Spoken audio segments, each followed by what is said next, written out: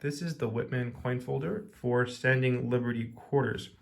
This is for quarters from 1916 to 1930. I bought this because it's small. You see how thin it is? So you can store your coins in a really compact way. That's why I like these. Also, I like that they have the mintages. Let me show you. You see, 1916 has a mintage of 52,000. So typically coins with lower mintages are worth more money. And so my plan is to fill this and collect quarters. So I have a few already, and I'm going to show you how to put one in. Then here it talks a little bit about the other albums. And then here it tells you a little bit about the Standing Liberty quarter. It gives you some history, which is really cool. They're 90% silver and 10% copper. And then I like this one in particular. Look, it has extra spots. That's really nice. I'm happy that they did that. I really appreciate that. And I'm excited to fill my set. So I have a quarter here. I'm going to pop it in to show you. This one is from 1927, and it has no mint mark. So I believe this is a Philadelphia. And there's the reverse. So the mint mark shows up here to the left of the date. So let me show you one that has a mint mark. I have one over here. Here's a 1929 S. Do you see the mint mark there? I don't know if you can see it in the camera with the lighting.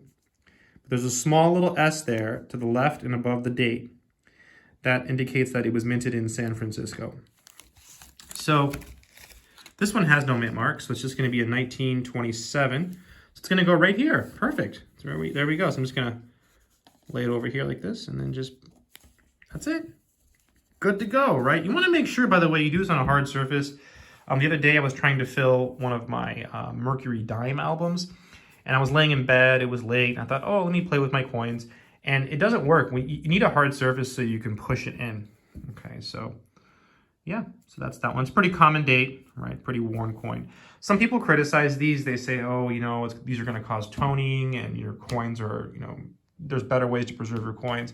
There probably are better ways to preserve your coins, I guess, but this gives you the ability to look at your coins. You know, when you start putting your coins in boxes and storing them, you just buy them and you forget about them. But having them in like a case like this always keeps you active. You're always looking for those dates you're missing.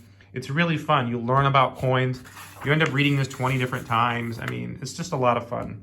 And, you know, I've heard stories of people who've had these for years and, you know, their coins hold up. So I've been collecting my whole life, so I'm a fan of these folders. One of the big problems you have with these folders is what do you do with your duplicates? For example, this is a pretty common coin, so you're going to end up with perhaps multiple copies of these. So what do you do? Well, you can buy another folder, and you can end up with a bunch of, you know, partially filled folders, or you can store them in different ways. For example, here I have some quarters. You see how I have them labeled and stuff. So I'll probably keep these in here, and then later on, as I get more over the years, slowly build my folder. But yeah, there's all kinds of ways you can store coins. This is just one way to do it, and it's an easy, inexpensive way, right? These are really inexpensive, and again, they're really compact. Again, let me show you. Oh, I should mention this. One of the problems unique to Standing Liberty quarters that you'll encounter when trying to fill your set is that the dates. A lot of times when you buy the quarters, you don't get dates. So just try hard if you're buying one of these. Try hard to get ones with dates. I mean, if you get some that don't have dates, you can put them here. You can also put duplicates here. But for some reason on these quarters, the dates on some of them are worn off. That happens a lot. Let me see if I have any here I can show you. No, these are all pretty good, actually. Yeah, these are really, this one here, it's a little bit hard to see, but I can still see it. Well, it tells us there it's a 23. Yeah, you can still see it, 1923. But, you know, it's starting to get worn. How about this one? Yep, you could still see it, 29S. So sometimes you get some where the dates are really hard to see, and it's like they're so hard to see you can't figure it out.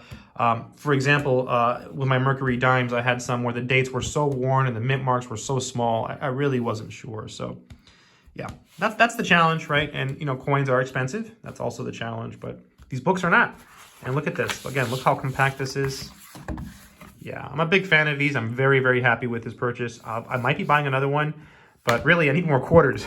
So that's the challenge. Great for a gift for anyone who is starting collecting. Coin collecting is awesome. I totally recommend it. Good luck.